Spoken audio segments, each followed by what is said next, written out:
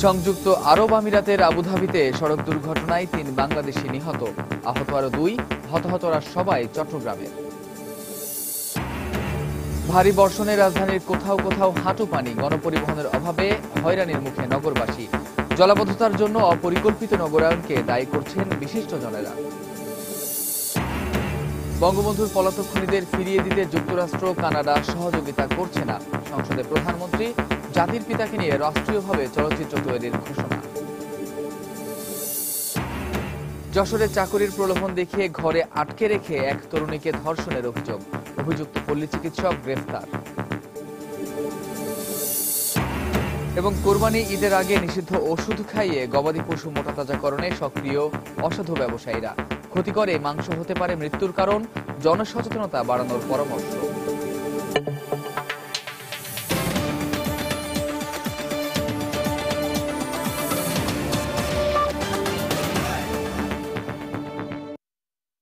প্রবাসের সময় সঙ্গে আছি আমি কামরুজ্জামান মামুন। সংযুক্ত আরব আমিরাতে সড়ক দুর্ঘটনায় ৩ বাংলাদেশি নিহত হয়েছেন, গুরুতর আহত হয়েছেন আরো ২ জন। বুধবার স্থানীয় সময় সকাল ৭টায় রাজধানী আবুধাবির আল আইন সড়কের আল খাজুনাতে এ দুর্ঘটনা ঘটে।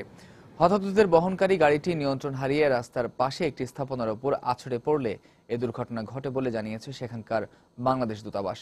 হতাহতরা সবাই চট্টগ্রামের বাসিন্দা বলে জানিয়েছেন বাংলাদেশের লেবার কাউন্সিলর মোহাম্মদ আরমানুল্লাহ চৌধুরী। নিহতরা হলেন রাউজানের মোহাম্মদ ফরহাদ ও ইলিয়াস এবং হাটহাজারীর আক্তার হোসেন। আহতদের স্থানীয় একটি হাসপাতালে চিকিৎসা দেয়া হচ্ছে।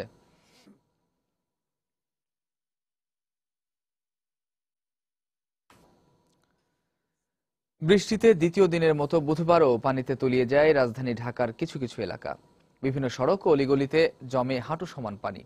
তবে এদিন কিছুটা যানজট কম থাকলেও সংকট ছিল গণপরিবহনের। এতে ঢাকা যেন পরিণত হয় এক দুর্ভোগের নগরীতে।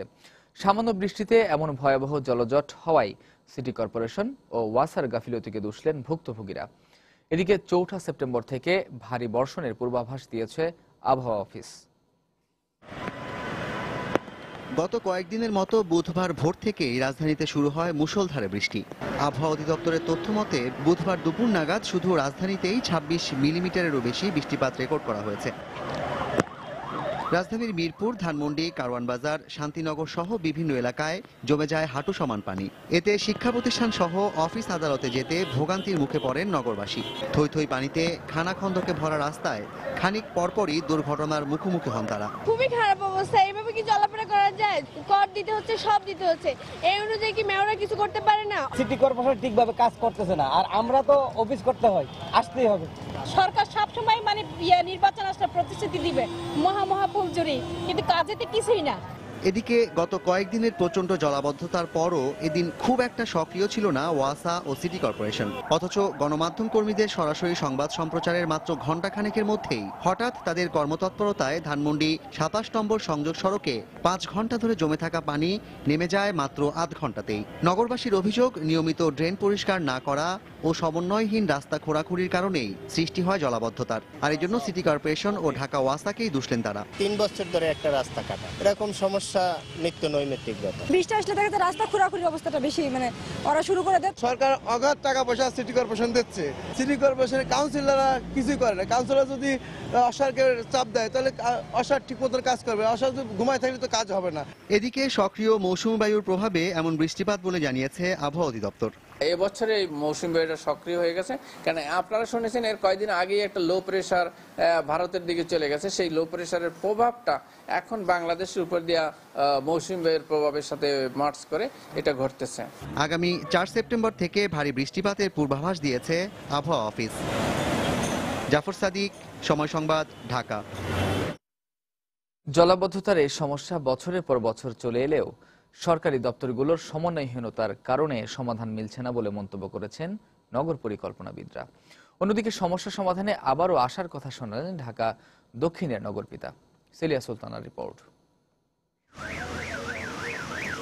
হালকা অথবা মাঝারি বৃষ্টিতে তলিয়ে যাচ্ছে রাজধানীর রাজপথ, অলিগলি, মার্কেট, বাসাবাড়ি সহ বিভিন্ন স্থাপনা। কোথাও কোথাও হাঁটু পানি বা কোমর পানি হওয়ায় বাসা থেকে বের হয়েই সাধারণ মানুষকে পড়তে হচ্ছে চরম দুর্ভোগে। আবার হঠাৎ বৃষ্টিতেই দোকানপাট তলিয়ে যাওয়ায় লোকসান গুনছেন ব্যবসায়ীরা। বৃষ্টি হলেই পানি ঢুকে যায়, আর পানি ঢুকলে তো বোঝেনি যে সমস্ত ব্যবসায় ক্ষতি হয়, দোকান করতে পারে না, মালপত্র নষ্ট হয়। এই সমস্যাটা অনেক দিন যাবত, কিন্তু ইদানিং একটু খুব বেশি, একটু বৃষ্টি হলে অনেক পানি হয়ে যায়। আমরা গত 4 রাত্র পানির নিচে ছিলাম এখানে। জিনিসপত্র নষ্ট হয়, মাল ভিজা জায়গা, আমাদের তো সমস্যা। আমাদের যে 2 সিটি কর্পোরেশনের মেয়র আছে তারা এখন পর্যন্ত কোনো কিছু ব্যবস্থা নিছে বলে আমাদের মনে হয় না। নগর পরিকল্পনাবিদরা বলছেন, রাজধানীর ড্রেনেজ ব্যবস্থাপনা এবং পানি নিষ্কাশনের সরকারের সংশ্লিষ্ট দপ্তরগুলোর সমন্বয়হীনতার কারণেই জলাবদ্ধতা সৃষ্টি হচ্ছে এবং সাধারণ মানুষকে পড়তে হচ্ছে নানা সমস্যায়। এছাড়াও গত 15 বছর ধরে এসব সমস্যার সমাধান না হওয়ার জন্য অপরিকল্পিত নগরায়নকে দায়ী করেছেন তারা। ঢাকা শহরের ড্রেনেজ ব্যবস্থার জন্য কোনো একক কর্তৃপক্ষই নেই। আমরা বিক্ষিপ্তভাবে একে ওকে তাকে ব্লেম করছি। ওয়াসা 40 থেকে 42%, সিটি কর্পোরেশন প্রায় 60%-র কাছাকাছি। এইভাবে করে ভাগ করা সত্ত্বেও আমরা কেউই জানি না, অর্থাৎ ওয়াসা এবং সিটি কর্পোরেশন কেউই জানে না কার কতটুকু এখতিয়ার। ফলে আমরা এক ধরনের কূপ অবস্থায় পড়ে গেছি। ডিএনডি বাদে যে অসহায় অবস্থা তৈরি হয়েছে, পুরো ঢাকা শহর এখন সেই দিকে যাত্রা। এদিকে শান্তিনগরে জলাবদ্ধতা পরিস্থিতি পর্যবেক্ষণে গিয়ে সমস্যা সমাধানের নতুন আশার কথা শোনালেন ঢাকা দক্ষিণ সিটি কর্পোরেশনের মেয়র সাইদ খোকন। আমরা এই জলাবদ্ধতাকে দূর করার জন্য ইতিমধ্যে কর্মপরিকল্পনা গ্রহণ করেছি, সেটা অনগোয়িং প্রসেসে রয়েছে, সেটার কাজ চলছে। আমাদের ডিপিপি রেডি হয়ে গেলে আমরা অনারেবল প্রাইম মিনিস্টার অ্যাপ্রুভালের জন্য পাঠিয়ে দেব, অ্যাপ্রুভাল হয়ে গেলে কাজ শুরু করে দেব। আমরা বসে নেই, আমরা কাজ করছি। এছাড়া কংক্রিটে পূর্ণ এই শহরে বৃষ্টির পানি ধারণের জন্য মাটি এবং জলাশয় না থাকায় রাজধানীর মাটির স্তর ঝুঁকিপূর্ণ হয়ে যাচ্ছে। সেলিয়া সুলতানা, সময় সংবাদ, ঢাকা। এদিকে টানা বৃষ্টি ও উজান থেকে নেমে আসা পাহাড়ি ঢলে পদ্মা, মেঘনা, যমুনা সহ সব নদীর পানি আবারও বাড়তে শুরু করেছে। এতে দেশের বিভিন্ন স্থানে বন্যা পরিস্থিতি ক্রমেই ভয়াবহ আকার ধারণ করছে। ব্যুরো প্রতিবেদক এবং জেলা প্রতিনিধিদের পাঠানো তথ্য ছবি নিয়ে ডেস্ক রিপোর্ট। বৃষ্টি কমলেও পাহাড়ি ঢল অব্যাহত থাকায় অপরিবর্তিত রয়েছে সিলেটের বন্যা পরিস্থিতি। বুধবারও সুরমা ও কুশিয়ারা সহ সবকটি নদ নদীর পানি বিপদসীমার ওপর দিয়ে প্রবাহিত হচ্ছে। এ কারণে পানিবন্দী হয়ে পড়েছে জেলার লক্ষাধিক মানুষ। এদিকে এখনো সরকারি ত্রাণ সহায়তা না পৌঁছায় দুর্ভোগ বেড়েছে বন্যা দুর্গতদের। চলার মতো কোন ক্ষমতা নাই, বউটো তুই আইছি এমনি বাসওয়ালা দিয়া একটু সাঙ্গারি বাইন্দা আর কি। আমাদের যে সমস্যা আমাদেরই বুক করতে হয়, কেউ আর এটার মধ্যে শেয়ার হয় না। কুড়িগ্রামে 2 দফা বন্যায় পানিবন্দী হয়ে পড়েছে প্রায় 5 লাখ মানুষ। দুর্বিষহ হয়ে উঠেছে তাদের দৈনন্দিন জীবনযাত্রা। 2 সপ্তাহ ধরে তলিয়ে আছে অনেক ঘরবাড়ি ও নলকূপ। এতে খাদ্য সংকটের পাশাপাশি বিশুদ্ধ পানির সংকটে পড়েছেন তারা। আমার ঘরে 15 দিন থেকে পানি, বাচ্চা খসাক ধরি, সেই আমার কষ্ট হয়েছে খুব। পানি আসলে ঘরে দুয়ার তলে গেছে, খুব ভিড় বানানো চলতেছে। বাড়ি ঘর তলে গেছে, টিউবওয়েল তলে গেছে, খাওয়া দাওয়ার কষ্ট। ফেনীতে ফুলগাজী ও পরশুরাম উপজেলার বন্যা পরিস্থিতি আগের চেয়ে উন্নতি হলেও নতুন করে প্লাবিত হয়েছে আরও 7টি গ্রাম। এতে তৃতীয় দফায় চরম দুর্ভোগে পড়েছেন 30টি গ্রামের লক্ষাধিক মানুষ। তলিয়ে গেছে গ্রামীণ সড়কগুলো। চাঁদপুরে গত 2 দিন ধরে পানি বৃদ্ধির কারণে 7টি চরের অর্ধলক্ষাধিক মানুষ পানিবন্দী হয়ে পড়েছেন। এতে পরিবারের সদস্য ও গবাদি পশু নিয়ে চরম দুর্ভোগে রয়েছেন তারা। পরিস্থিতি মোকাবেলায় উপজেলা পরিষদের পক্ষ থেকে শুকনো খাবার, স্যালাইন ও পানি বিশুদ্ধকরণ ট্যাবলেট বিতরণ করা হচ্ছে।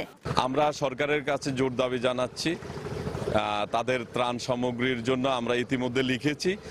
আমরা আজকে কিছু উপজেলা পরিষদ থেকে শুকনা খাওয়া বিতরণ করেছি।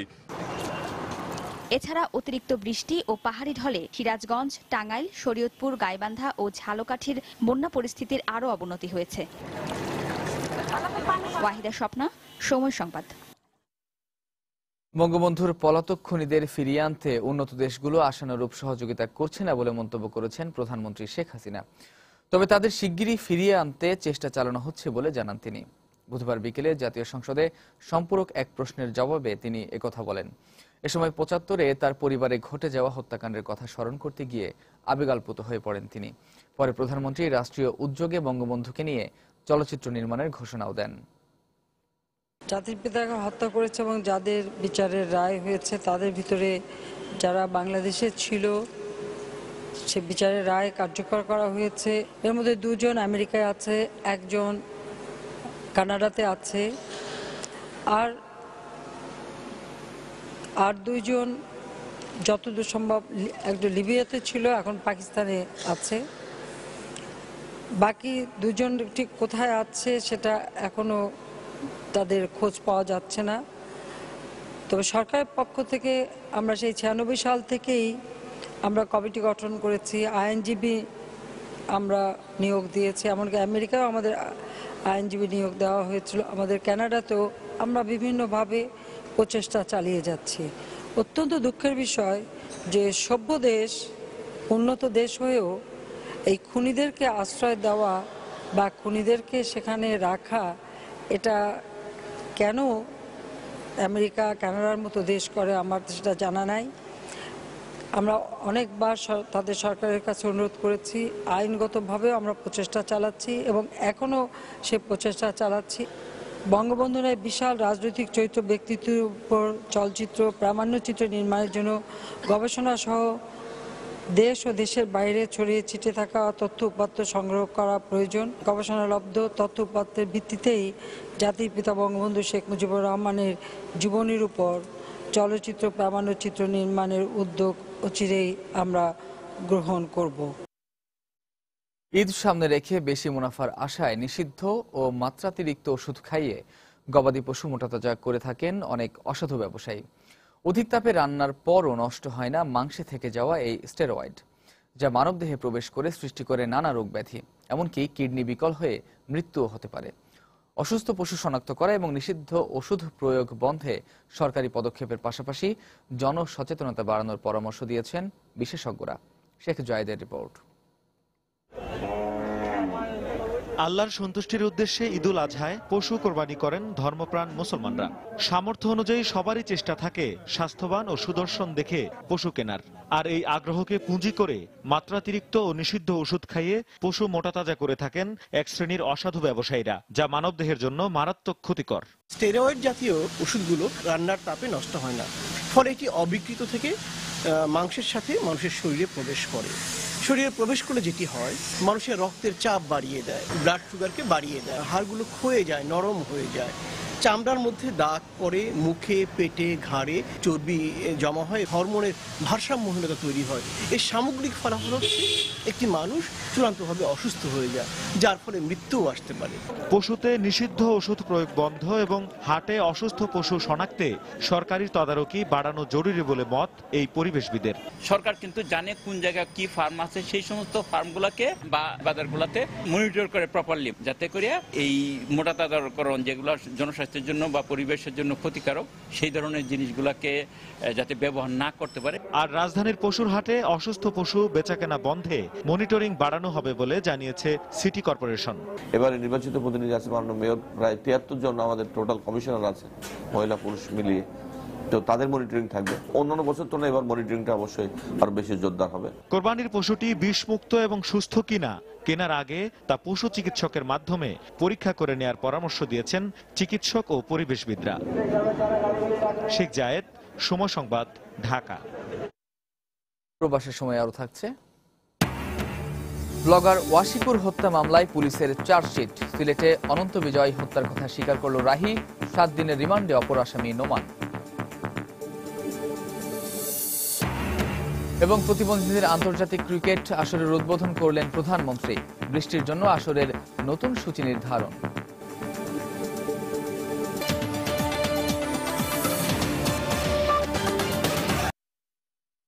অভাবের তাড়নায় দালালদের প্রলোভনে পড়ে জয়পুরহাটের কালাই উপজেলার বিভিন্ন গ্রামের মানুষ বিক্রি করছেন কিডনি সহ শরীরের মূল্যবান অঙ্গ প্রত্যঙ্গ। এই চক্রটি কয়েক লাখ টাকার প্রস্তাব দিলেও কার্যত তাদের টাকা কম দেয়া হয় বলে অভিযোগ কিডনি বিক্রেতাদের। এ অবস্থায় জনপ্রতিনিধিরা বলছেন, এটি বন্ধ করতে দালাল চক্র ও কিডনি বিক্রেতা উভয়ের বিরুদ্ধেই কঠোর ব্যবস্থা নেওয়া দরকার। জয়পুরহাট ঘুরে মাজিদুর রহমানের পাঠানো তথ্য, রবিউল ইসলামের ছবি নিয়ে ডেস্ক রিপোর্ট।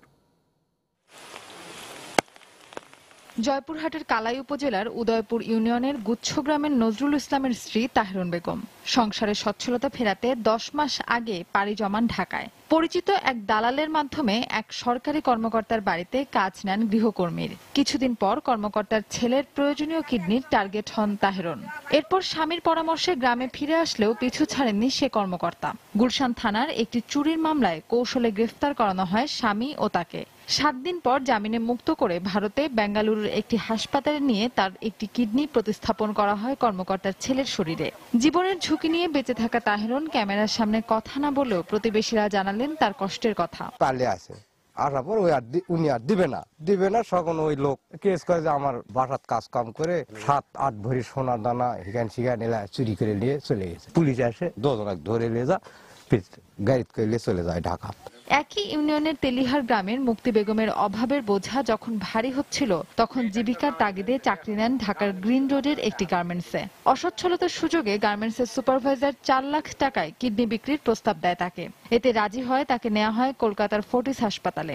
সেখানে মোকলেসুর রহমান নামে একজনের শরীরে প্রতিস্থাপন করা হয় তার একটি কিডনি। অভাবের কারণে আমি কিডনিটা দিতে বাধ্য হয়েছি। আমার 4 লাখ টাকা বিক্রি করেছে। আমার এই 4 লাখ টাকা এনে আমার সংসারটা অনেক সচ্ছল ভাবে চলতেছে আর কি, ভালো আছে। শুধু তাহেরন আর মুক্তি বেগমই নয়, অভাবকে পুঁজি করে গত 6 মাসে দালালের খপ্পরে পড়ে এই উপজেলার অনেকেই বিক্রি করেছেন কিডনি। আমার শাশুড়ি মিনা তাই 1 বছর আগে কিডনি দিছে। খুবই অভাবের জন্য, ছেলের অসুখ, মেয়ে বিয়া পাটপা পায় না, এই জন্য আমার স্বামী কিডনিটা দিছে। এই অবস্থায় শুধু দালাল চক্রই নয়, কিডনি বিক্রেতাদেরও আইনের আওতায় আনার দাবি স্থানীয় এই জনপ্রতিনিধির। অদ্যাবধি পর্যন্ত অনেক দালাল ধরা পড়েছে। আমার মনে হয় যে কিডনি যারা দেয় তাদেরকেও আইনের আওতায় নিয়ে আসে, তাদেরকেও একটু শাস্তিমূলক ব্যবস্থা গ্রহণ করা। আর জেলা পুলিশের এই শীর্ষ কর্মকর্তা জানিয়েছেন, কিডনি বিক্রি বন্ধে জনসচেতনতা বাড়ানোর পাশাপাশি শাস্তিমূলক ব্যবস্থা নেওয়া হচ্ছে। মানুষকে যদি আমরা বোঝাতে পারি এবং আইন সম্বন্ধে বোঝাতে পারি, তার নেগেটিভ ধারণা সম্বন্ধে বোঝাতে পারি, তাহলে অবশ্যই তারা ফিরে আসবে এই পেশা থেকে। এ পর্যন্ত উপজেলার 1.5 শতাধিক মানুষ দালাল চক্র ও ইচ্ছাকৃতভাবে কিডনি বিক্রি করেছেন বলে জানা গেছে। সময় সংবাদ দেখছেন প্রবাসী সময়। যশোরে এক তরুণীকে আটকে রেখে ধর্ষণের অভিযোগে শ্যামল সিং নামে এক পল্লী চিকিৎসককে গ্রেফতার করেছে পুলিশ। এ ঘটনায় নির্যাতিতা বাদী হয়ে বেনাপোল পোর্ট থানায় একটি মামলা দায়ের করেছেন। পুলিশ জানায়, বুধবার সকালে বেনাপোল স্থলবন্দর এলাকায় ওই চিকিৎসকের বাড়িতে অভিযান চালানো হয়। এ সময় একটি কক্ষে আটক অবস্থায় নির্যাতনের শিকার তরুণীটিকে উদ্ধার করা হয়। গ্রেফতার করা হয় চিকিৎসক শ্যামল সিংকেও। পরে ধর্ষণের বিষয়টি নিশ্চিত হতে নির্যাতিতাকে পরীক্ষা নিরীক্ষার জন্য যশোর সদর হাসপাতালে পাঠানো হয়। এর আগে গত 31 আগস্ট নার্সের চাকুরি দেওয়ার প্রলোভন দেখিয়ে মেয়েটিকে সাতক্ষীরা থেকে বেনাপোলে নিয়ে আসে শ্যামল সিং, কিন্তু চাকুরি না দিয়ে 2 দিন ধরে বাড়িতে আটকে রেখে তার উপর নির্যাতন চালায় অভিযুক্ত চিকিৎসক। আমার হচ্ছে নাচের ইসে ঢুকাই আমার রোগী দেখাশোনা করব, তারপরে ও এখন দেখছি যে সেটা না। আমার বোনকে নিয়ে আনছে যে নাচ হিসেবে শিক্ষা গ্রহণ করাবে, এনে আমিও 2 দিন ছিলাম পাশে।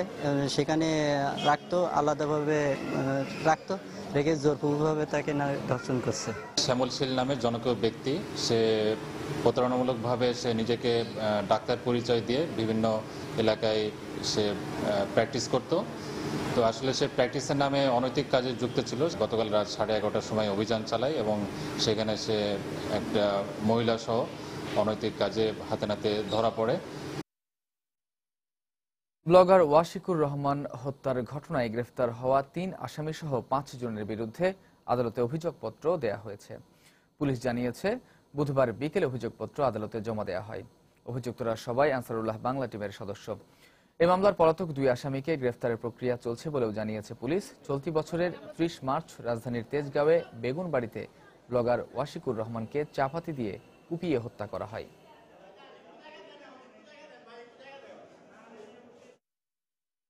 সিলেটে ব্লগার অনন্ত বিজয় হত্যা মামলার অন্যতম 2 আসামির মধ্যে একজন আদালতে স্বীকারোক্তিমূলক জবানবন্দি দিয়েছেন। অপর আসামির 7 দিনের রিমান্ড মঞ্জুর করেছেন আদালত। বুধবার সন্ধ্যায় সিলেট মেট্রোপলিটন ম্যাজিস্ট্রেট আদালতের বিচারক আনোয়ারুল হক এ আদেশ দেন। মামলার তদন্তকারী কর্মকর্তা জানান, বিকেলে সিলেট মেট্রোপলিটন ম্যাজিস্ট্রেট আদালতে ব্লগার অনন্ত বিজয় হত্যা মামলার অন্যতম আসামি মান্নান ইয়াহিয়া রাহিকে রিমান্ড শেষে আদালতে হাজির করা হয়। এ সময় সে 164 ধারায় বিচারক আনোয়ারুল হকের আদালতে স্বীকারোক্তিমূলক জবানবন্দি দেয়। এর আগে মামলার অপর আসামি আবুল খায়ের রশিদকে একই আদালতে হাজির করা হলে শুনানি শেষে বিচারক তাকে 7 দিনের রিমান্ড মঞ্জুর করেন। গত 29 আগস্ট সিআইডির একটি বিশেষ টিম সিলেটের কানাইঘাট উপজেলায় অভিযান চালিয়ে মান্নান ইয়াহিয়া রাহি সহ 2 আসামিকে গ্রেফতার করে। পরে আদালতের মাধ্যমে রাহিকে প্রথম দফায় 7 দিনের রিমান্ড দেয়া হয়।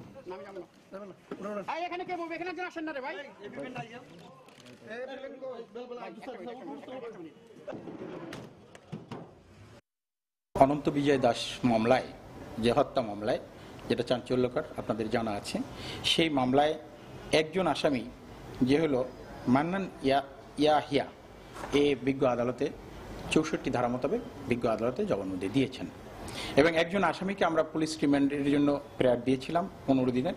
বিজ্ঞ আদালত আসামি আবুল খায়েরকে 7 দিনের পুলিশ রিমান্ড মঞ্জুর করেছেন। নাটোরে মাদ্রাসা ছাত্র তানভীর হত্যা মামলায় স্বীকারোক্তিমূলক জবানবন্দি দিয়েছে অভিযুক্ত 3 কিশোর। পুলিশ জানায়, বুধবার বিকেলে সিনিয়র জুডিশিয়াল ম্যাজিস্ট্রেট আদালতে আসামি বায়েজিদ, হুসাইদ ও নাইমকে হাজির করা হয়। পরে সন্ধ্যার দিকে বিচারক এনামুল হক বসুনিয়ার কাছে তানভীরকে হত্যার কথা স্বীকার করে 164 ধারায় জবানবন্দি দেয় তারা। গত 25 আগস্ট আলাইপুর এলাকার আশরাফুল উলুম কওমি মাদ্রাসার ছাত্র তানভীরকে অপহরণের পর হত্যা করে সেপটিক ট্যাঙ্কে তার লাশ ফেলে রাখা হয়। এ ঘটনায় নিহতের বাবা বাদী হয়ে হত্যা মামলা দায়ের করেন। নাটোরে যুবলীগের মিছিলে সশস্ত্র হামলার ঘটনায় গুলিবিদ্ধ যুবলীগ কর্মী রাজীব চিকিৎসাধীন অবস্থায় রাজশাহী মেডিকেল কলেজ হাসপাতালে মারা গেছেন। বুধবার রাত 8:45টার দিকে হাসপাতালের কর্তব্যরত চিকিৎসক তাকে মৃত ঘোষণা করেন। এর আগে গত 29 আগস্ট সন্ধ্যায় নাটোর শহরের তেবাড়িয়া এলাকায় যুবলীগের মিছিলে সশস্ত্র হামলার ঘটনা ঘটে। এতে যুবলীগ কর্মী রাজীব ও নাজমুল নামে 2 জন গুলিবিদ্ধ হয়। এ ঘটনায় বিএনপির কেন্দ্রীয় নেতা রুহুল কুদ্দুস তালুকদার দুলু সহ 56 জনের বিরুদ্ধে 2টি মামলা দায়ের করা হয়। উভয় মামলায় পুলিশ এ পর্যন্ত মোট 14 জনকে আটক করেছে। মাগুরায় মাতৃগর্ভে শিশু গুলিবিদ্ধ হওয়ার ঘটনার 5 আসামির 2 দিনের রিমান্ড মঞ্জুর করেছেন আদালত। বুধবার দুপুরে সিনিয়র জুডিশিয়াল ম্যাজিস্ট্রেট আদালতের বিচারক ইমতিয়াজুল ইসলাম এই আদেশ দেন। এর আগে মামলার অন্যতম আসামি ফরিদ সাগর লিটন ও সোহেল রানাকে আদালতে হাজির করে 7 দিনের রিমান্ড আবেদন করে পুলিশ। এ সময় জামিন আবেদন করে আসামি পক্ষের আইনজীবী। শুনানি শেষে তাদের প্রত্যেককে 2 দিন করে রিমান্ড মঞ্জুর করেন বিচারক। গত 23 জুলাই যুবলীগের 2 গ্রুপের সংঘর্ষে গুলিবিদ্ধ হন অন্তঃসত্ত্বা নাজমা বেগম ও তার গর্ভের শিশু। এ ঘটনায় 16 জনকে আসামি করে মামলা করা হয়। এবার প্রবাসের খবর। জাতীয় শোক দিবস উপলক্ষে যুক্তরাষ্ট্র শ্রমিক লীগের আয়োজনে নিউ ইয়র্কের জ্যাকসন হাইটসে এক আলোচনা সভা হয়েছে। সংগঠনের সভাপতি আজিজুল ইসলাম খোকনের সভাপতিত্বে আলোচনা সভায় বক্তব্য রাখেন যশোর 2 আসনের সংসদ সদস্য মনিরুল ইসলাম। এ সময় 69-এর গণঅভ্যুত্থানে পাকিস্তানি গোয়েন্দা সেনা কর্মকর্তা জিয়াউর রহমান বাঙালিদের বিরুদ্ধে রিপোর্ট জমা দিয়েছিলেন বলে মন্তব্য করেন তিনি বলেন, প্রকৃত তথ্য নতুন প্রজন্মের কাছে তুলে ধরার ব্যর্থতার কারণেই ইতিহাস বিকৃতির সুযোগ সৃষ্টি হচ্ছে।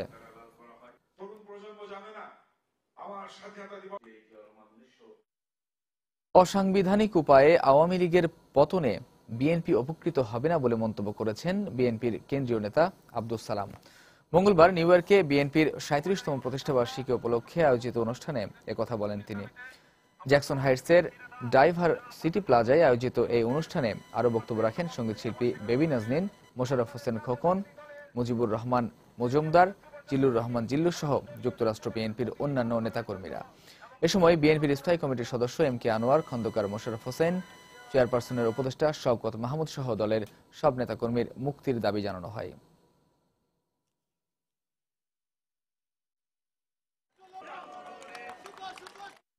সংযুক্ত আরব আমিরাতে আল আইন মহানগর আওয়ামী লীগের উদ্যোগে বঙ্গবন্ধু শেখ মুজিবুর রহমানের শাহাদত বার্ষিকী ও 21 আগস্ট গ্রেনেড হামলায় শহীদদের স্মরণে আলোচনা সভা ও দোয়া মাহফিল অনুষ্ঠিত হয়েছে। সভায় 21 আগস্টের গ্রেনেড হামলা মামলার দ্রুত নিষ্পত্তির দাবি জানিয়েছেন নেতৃবৃন্দ।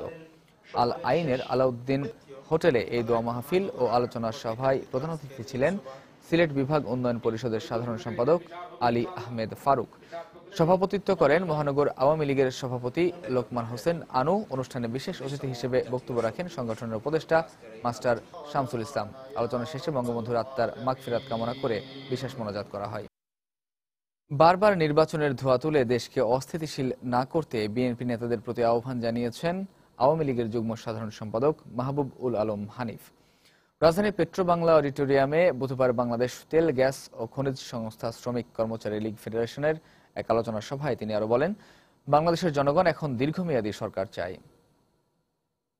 আমাদের দীর্ঘমেয়াদী সরকার দরকার। শুধুমাত্র কারোর ব্যক্তি হিংসা চরিতার্থ করার জন্য বা কারোর ব্যক্তি স্বার্থের জন্য, কারোর রাষ্ট্র ক্ষমতা দখলের জন্য আমাদের ক্ষমতার পালাবদলের প্রয়োজন নেই। এই নির্বাচনের ধোঁয়া তুলে দেশকে অস্থিতিশীল করার চেষ্টা করবেন না। 2019 সালে এই নির্বাচন হবে। এর আগে এই নির্বাচন ধোঁয়া তুলে জাতির মধ্যে বিভ্রান্ত করার সুযোগ নেই এবং সেই কর্মকাণ্ড থেকে আপনারা বিরত থাকবেন। ছাত্রলীগের মতো সরকারের মন্ত্রিপরিষদকে আগাছা ও পরগাছা মুক্ত করতে প্রধানমন্ত্রীকে সোচ্চার হওয়ার আহ্বান জানিয়েছেন বিএনপির আন্তর্জাতিক বিষয়ক সম্পাদক আসাদুজ্জামান রিপন। বুধবার দুপুরে দলটির কেন্দ্রীয় কার্যালয়ে সংবাদ সম্মেলনে তিনি একথা বলেন। এ সময় তিনি বলেন, পরিকল্পনা না থাকায় ঢাকা শহরের যানজট ও জলজট কোনোটাই নিরসন সম্ভব হচ্ছে না। আশা করি মাননীয় প্রধানমন্ত্রী যে আগাছা নির্মূল করার কথা বলেছেন সেটা তার ছাত্রলীগ থেকে শুরু করে আশা করি তিনি মন্ত্রী পরিষদেও আগাছা পরগাছাগুলো পরিষ্কার নির্মূল করার জন্য তিনি সচেষ্ট হবেন। একেবারে পরিকল্পনাহীনভাবে নগর ব্যবস্থাপনা চলছে, জনসংখ্যা বাড়ছে, নগর আয়তন তো আর বাড়েনি। তো সুতরাং এটা একটা পরিকল্পনার ব্যাপার আছে। আমাদের দল যদি ক্ষমতায় যায় নিঃসন্দেহে আমরা একটা উপযুক্ত পরিকল্পনা গ্রহণের মাধ্যমে যে রাজধানী সহ গুরুত্বপূর্ণ শহরগুলোর যানজট আমরা নিরসন করার চেষ্টা করব। বন্দুকযুদ্ধে ছাত্রলীগ নেতা আরজু নিহত হওয়ার বিষয়টি বিচ্ছিন্ন ঘটনা বলে মন্তব্য করেছেন স্বরাষ্ট্র মন্ত্রণালয় সম্পর্কিত সংসদীয় স্থায়ী কমিটির সভাপতি টিপু মুন্সি। বুধবার সকাল 11টা থেকে দুপুর 2টা পর্যন্ত সংসদীয় স্থায়ী কমিটির সদস্যদের নিয়ে র্যাব সদর দপ্তরের ক্রিমিনাল ডাটাবেজ পরিদর্শন শেষে তিনি একথা বলেন। টিপু মুন্সি বলেন, রাজনৈতিক পরিচয় থাকার কারণে বিষয়টি বেশি আলোচিত হয়েছে, তবে ঘটনাটি আলাদাভাবে গুরুত্ব দেওয়ার কিছু নেই বলে জানান তিনি। এ সময় স্বরাষ্ট্র মন্ত্রণালয় সম্পর্কিত সংসদীয় স্থায়ী কমিটি র্যাবের কাজে সন্তুষ্ট উল্লেখ করে র্যাবকে আরও সতর্কভাবে কাজ করার পরামর্শ দেন টিপু মুন্সি।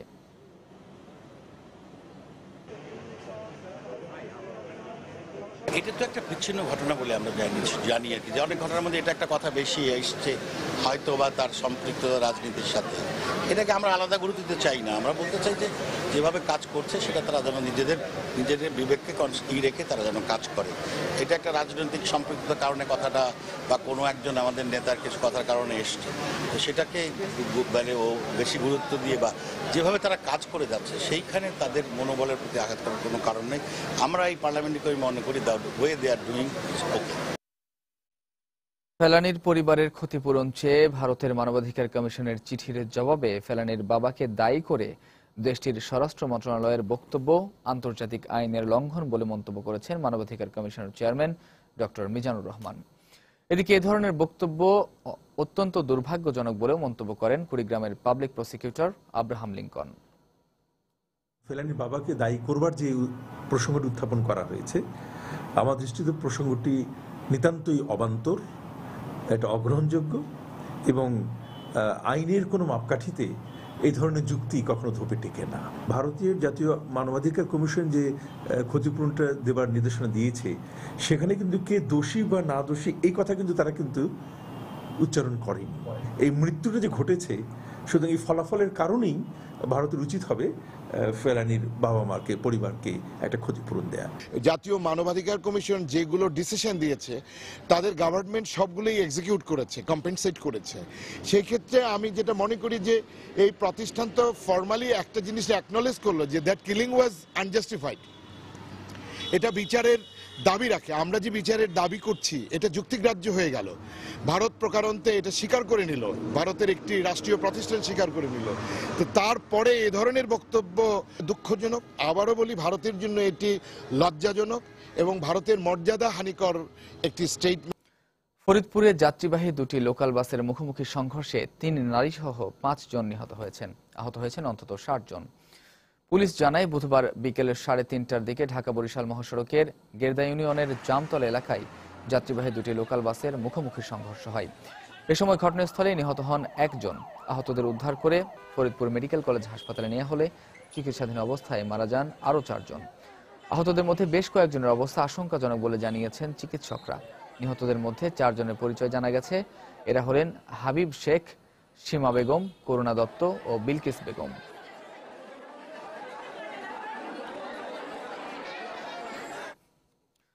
আন্তর্জাতিক প্রসঙ্গ। 10টি ট্রেড ইউনিয়ন পশ্চিমবঙ্গ, কেরালা, হিমাচল প্রদেশ, অন্ধ্রপ্রদেশ, তেলেঙ্গানা সহ ভারত জুড়ে 24 ঘন্টার ধর্মঘটের ডাক দেয়। বিভিন্ন জায়গায় ধর্মঘট সমর্থক ও বিরোধীদের মধ্যে সংঘর্ষে বেশ কয়েকজন আহত হবার খবর পাওয়া গেছে। অলাভজনক ব্যবসা প্রতিষ্ঠান বন্ধে সরকারি সিদ্ধান্তের বিরোধিতা করে এই কর্মসূচিতে যোগ দেন প্রায় 15 কোটি শ্রমিক।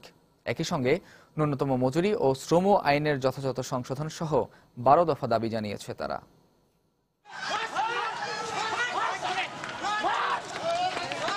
সকাল 10:30টার দিকে এভাবেই রণক্ষেত্রে পরিণত হয় পশ্চিমবঙ্গের মুর্শিদাবাদ। লাঠিসোঁটা নিয়ে একে অপরের উপর চড়াও হয় ভারতব্যাপী ট্রেড ইউনিয়নের ডাকা ধর্মঘটের সমর্থক বামপন্থী সিপিআইএম ও বিরোধী তৃণমূল কংগ্রেসের সদস্যরা। আহত হয় বেশ কয়েকজন। পরিস্থিতি নিয়ন্ত্রণে মাঠে নামে পুলিশ। কলকাতা, বহরমপুর সহ বেশ কয়েকটি জায়গায় দুই পক্ষের মধ্যে ব্যাপক সংঘর্ষের খবর পাওয়া গেছে। নয়াদিল্লিতে কাজে বের হওয়া অটোরিকশা চালকদের সঙ্গে সংঘর্ষ হয় ধর্মঘট সমর্থনকারী অটোরিকশা চালকদের। 24 ঘন্টার এই ধর্মঘটের কারণে সকাল থেকে ভারতের প্রধান শহরের রাস্তায় যানবাহনের সংখ্যা ছিল অনেকটাই কম। চলাচল করতে দেখা গেছে কেবল সরকারি পরিবহনগুলোকে। অনেক এলাকায় বন্ধ ছিল রেল যোগাযোগ, খোলেনি দোকানপাটও। শ্রমিকদের এই 12 দফা দাবির অন্যতম সংশোধিত শ্রমিক আইন ও ভূমি অধিগ্রহণ অধ্যাদেশ প্রত্যাহার, রেল, বীমা ও প্রতিরক্ষা খাতে বেসরকারীকরণ ও বিদেশি বিনিয়োগ বন্ধ, গণবন্টন ব্যবস্থাকে সার্বজনীনকরণ। ইউনিয়নগুলোর অভিযোগ, নরেন্দ্র মোদী সরকার শ্রমিকদের অধিকার খর্ব করার প্রচেষ্টা চালাচ্ছে। সরকারের শ্রমিক আইন বিরোধী নীতির কারণে আমরা ক্ষুব্ধ। এই কারণে শ্রমিক আইনের সংস্কারের বিরোধিতা করে আমরা রাস্তায় নেমেছি। সুবিধা নেই পারে হ্যাঁ। সুদিন আনার প্রতিশ্রুতি দিয়ে বিজেপি ক্ষমতায় এসেছে, অথচ এখন অঙ্গীকারের কথা ভুলে শ্রমিকদের অধিকার খর্ব করার প্রচেষ্টায় মেতেছে তারা। মুদ্রাস্ফীতির এই বাজারে ন্যূনতম মজুরি 15,000 রুপি হওয়া উচিত, কিন্তু সরকার সেই ব্যাপারে কোনো পদক্ষেপই নিচ্ছে না। তবে সরকারের দাবি, তারা যে সংস্কার নীতি গ্রহণ করেছে তা শ্রমিক ও ব্যবসা বান্ধব। শ্রমিক আইন সংস্কারের প্রয়োজন ছিল। শ্রমিকদের উন্নতি ও সুবিধার কথা চিন্তা করে এই সংশোধনী আনা হয়েছে। এরই মধ্যে এই ধর্মঘটের প্রতি সমর্থন জানিয়েছে কংগ্রেস। মমতাজ মোস্তফা, সময় সংবাদ।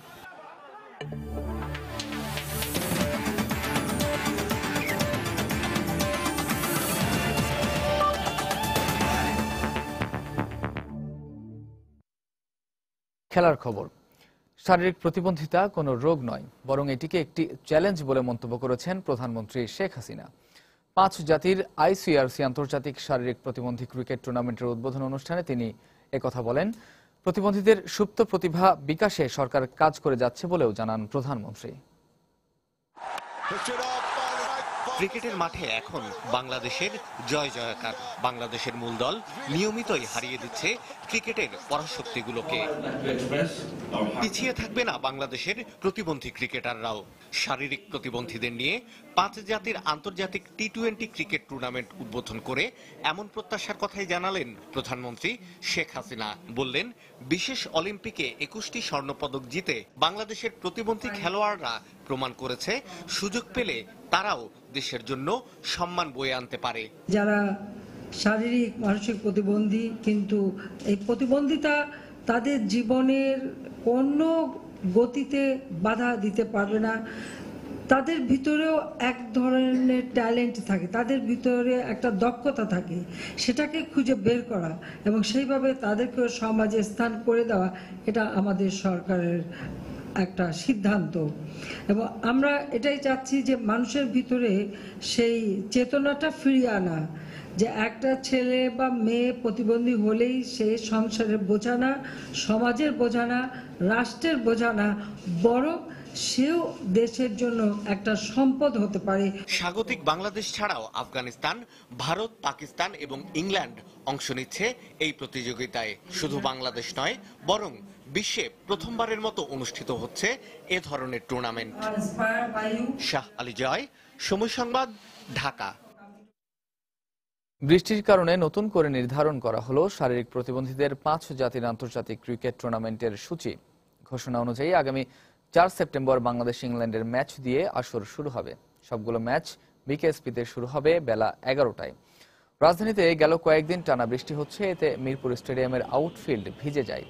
তাই মাঠে গড়ানো যায়নি বুধবারের উদ্বোধনী ম্যাচ। তবে আয়োজকরা এজন্য আবার নতুন করে সূচি তৈরি করেছেন, যেখানে বাংলাদেশ ইংল্যান্ডের ম্যাচটি দিয়ে শুক্রবার এ আসর শুরু হবে। বিকেএসপিতে সভায় অংশ নেওয়া দলগুলো এ নতুন সূচি মেনে নেয়। এতে জানানো হয় ফাইনাল খেলা হবে আগামী ১০ সেপ্টেম্বর।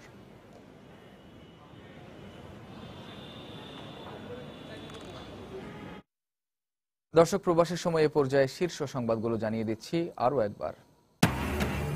সংযুক্ত আরব আমিরাতের আবুধাবিতে সড়ক দুর্ঘটনায় ৩ বাংলাদেশি নিহত, আহত আরো ২, হতাহতরা সবাই চট্টগ্রামের। ভারী বর্ষণে রাজধানীর কোথাও কোথাও হাঁটু পানি, গণপরিবহনের অভাবে হয়রানির মুখে নগরবাসী, জলাবদ্ধতার জন্য অপরিকল্পিত নগরায়নকে দায়ী করছেন বিশেষজ্ঞরা। বঙ্গবন্ধুর পলাতক খুনিদের ফিরিয়ে দিতে যুক্তরাষ্ট্র, কানাডা সহযোগিতা করছে না। সংসদে প্রধানমন্ত্রী জাতির পিতাকে নিয়ে রাষ্ট্রীয়ভাবে চলচ্চিত্র তৈরির ঘোষণা। যশোরে চাকুরির প্রলোভন দেখিয়ে ঘরে আটকে রেখে এক তরুণীকে ধর্ষণের অভিযোগ, অভিযুক্ত পল্লী চিকিৎসক গ্রেফতার। এবং কোরবানি ঈদের আগে নিষিদ্ধ ওষুধ খাইয়ে গবাদি পশু মোটাতাজাকরণে সক্রিয় অসাধু ব্যবসায়ীরা, ক্ষতিকর এই মাংস হতে পারে মৃত্যুর কারণ, জনসচেতনতা বাড়ানোর পরামর্শ। দর্শক, এই ছিল প্রবাসের সময়। যে কোনো খবর পেতে ভিজিট করুন সময়নিউজ.tv। যে কোনো রবি ও সিরিজের নম্বর থেকে সময় সংবাদের খবর, অনুষ্ঠান সূচি জানতে এবং যে কোনো তথ্য সময় সংবাদকে জানাতে ডায়াল করুন 162442 নম্বরে। এছাড়া এইমাত্র পাওয়া খবর আপনার মোবাইলে পেতে SMS করুন *SN লিখে পাঠিয়ে দিন 162442 নম্বরে। আর সঙ্গে থাকুন সময়।